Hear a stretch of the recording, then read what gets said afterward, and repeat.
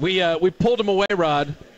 Harrison Barnes randomly dunking on foreigners here at the Thomas & Mack Center. The Black Falcon is in the house. The Black Falcon. Now I got to ask you straight out. You like the Black Falcon nickname or not? It's grown on me. At first, it was one of those things that coming out of high school, I thought it was cool. Got some negative backlash about it, but it's one of those things I just accepted and rock it. But Jim and I call you the Senator. I mean, I like that.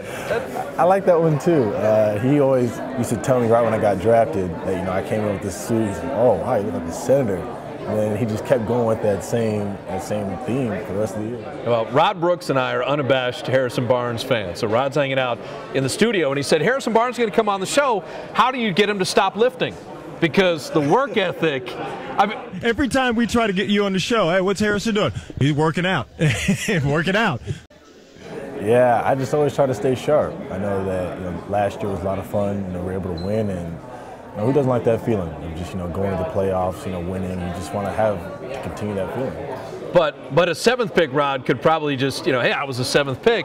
For you, it's like I want to work on my three. I want to work on my post game. They're going to play me at 3, play me at 4.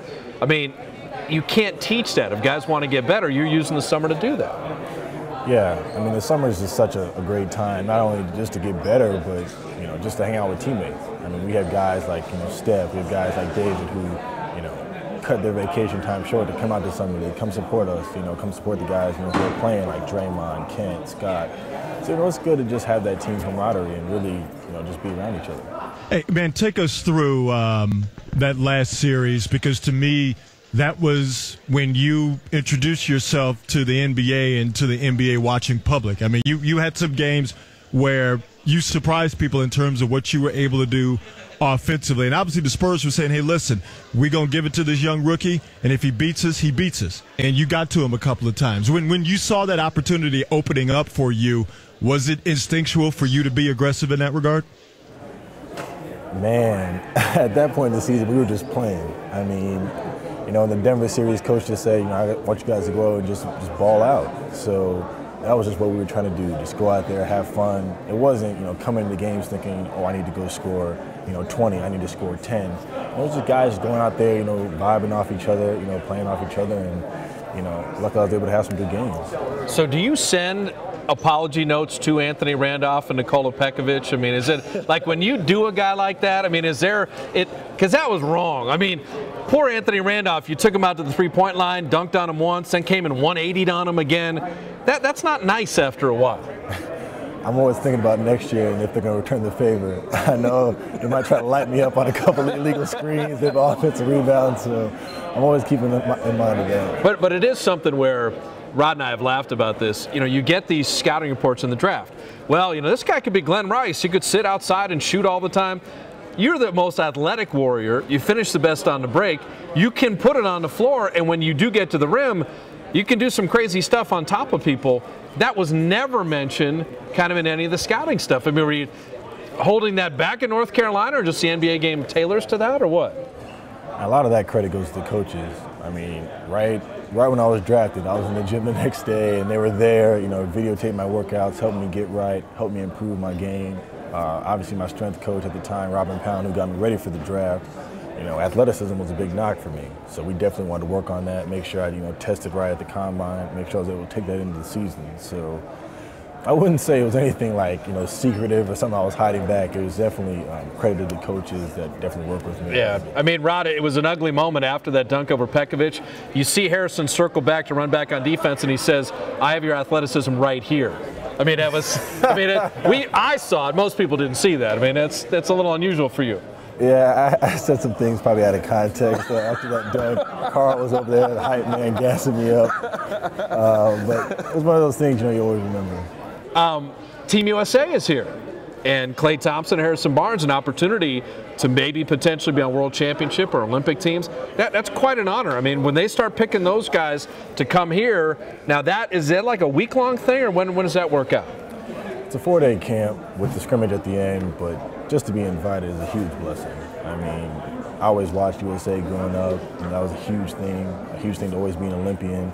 I know Klay gained a lot of confidence last year from just going up against the Olympic team, so just to be able to be invited. You know, you obviously want to play well and do all that, but you know, it's an accomplishment in itself just to be there. Yeah. Plus Rio, Rod, that could change everybody's career. You may never recover from Rio. I mean, if you end up there. Well, let me just take care of business at the camp first before we start talking about Rio. All right, hey, Steph Curry is going to be coming on. Can you play journalist and ask your teammate a couple questions here coming up? Sure. I got a few questions I want to ask. All right. Steph Curry is on the line, and Steph, we're gonna hit you with a major league correspondent here, a guy who's going to grill you with heavy-duty questions. Are you ready? I'm ready. All right, go ahead, correspondent. Hi, Stephen. This is Harrison Barnes with Fitz and Brooks. Just wanted to ask, how's your summer been? What have you been up to? Oh, well, thanks. I appreciate it, correspondent. You like talking. No, it's going great. Just enjoying some time with the family back in Charlotte. You know, getting some work in, and you know, looking forward to getting back to the Bay and getting back to work, as I know you are as well.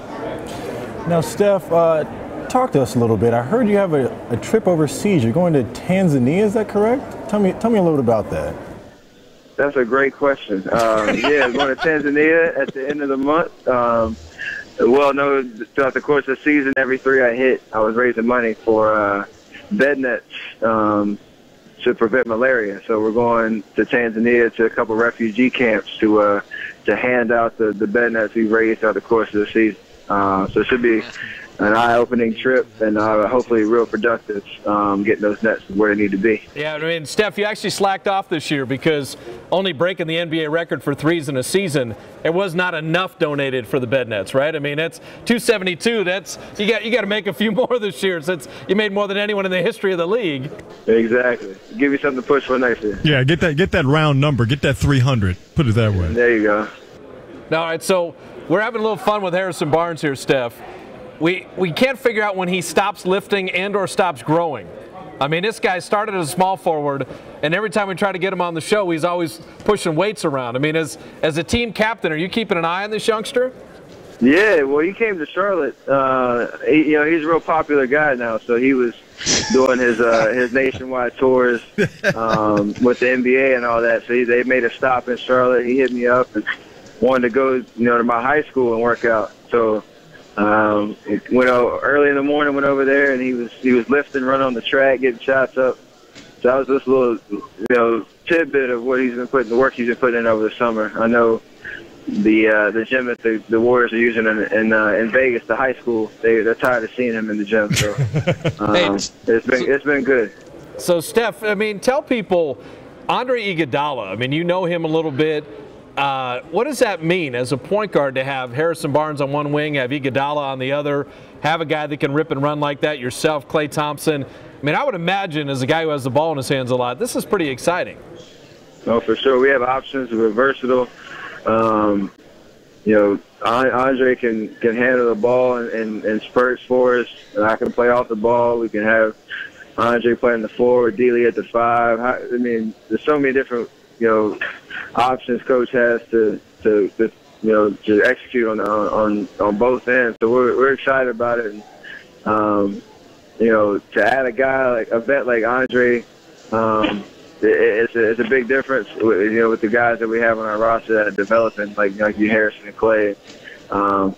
Just to have those weapons for me as a guy that's going to be making calling plays and all that, it's going to be hopefully a lot of fun. Steph Curry and Harrison Barnes joining us on the Fitz and Brooks Show on the Ring Central guest line. What do you work on game-wise this summer? You have unlimited range. You bulked up over the last summer, so you could push when being pushed around. Is it for you trying to make sure that you can get to the hole and finish there, or maybe penetrate and find open shooters? Is that the next step for your game?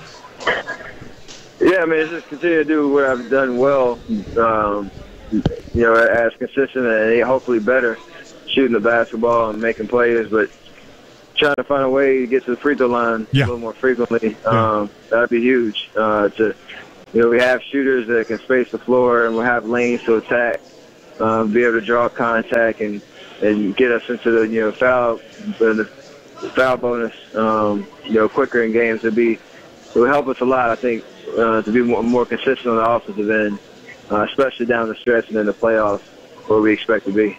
Hey, Steph, man, we appreciate the time. Enjoy your time in Summer League. Harrison was saying it means a lot that the veterans would come support the younger guys.